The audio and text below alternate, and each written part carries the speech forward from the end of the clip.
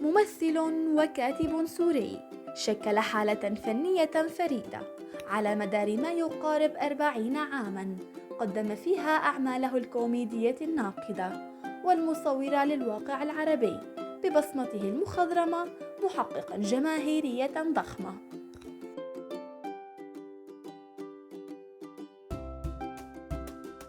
اكتشف مواهب الشباب ومهد لهم طريق النجومية حتى أطلقوا عليه اللقب الأب الروحي. تابعوا معنا قصة حياة الفنان الكبير ياسر العظمة.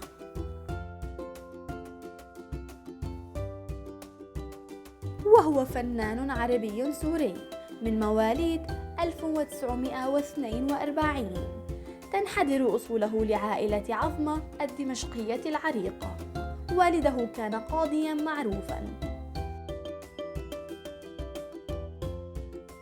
كان له ميول فني منذ صغره، فكان يتردد كثيراً إلى المسرح والسينما، وهذا ما أغضب والده، فوجهه لقراءة الكتب الأدبية، الأمر الذي ساعد في تنمية مهارة كتابة الشعر لديه.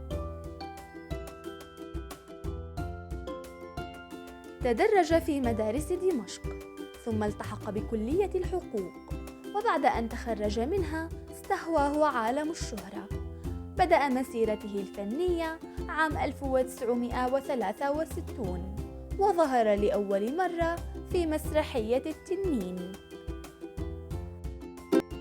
توالت نجاحاته الفنية ليبدأ مشروعه الخاص وعمله الأشهر، مسلسل مرايا، وهو مسلسل سوري كوميدي ناقد، ولاقى عمله آنذاك نجاحاً منقطع النظير، فذاعت شهرته في العالم العربي بسرعة صاروخية، ليكمل العظمة سلسلته حتى وصلت إلى 19 جزءاً. تعرف ياسر على السيدة أميرة خطاب أثناء أدائه لمسرحية غربة، وهي شقيقة الفنانة الشهيرة فادية خطاب، وتزوجها بعد فترة قصيرة، وأثمر عن هذا الزواج ولدين هما يزن وأنور.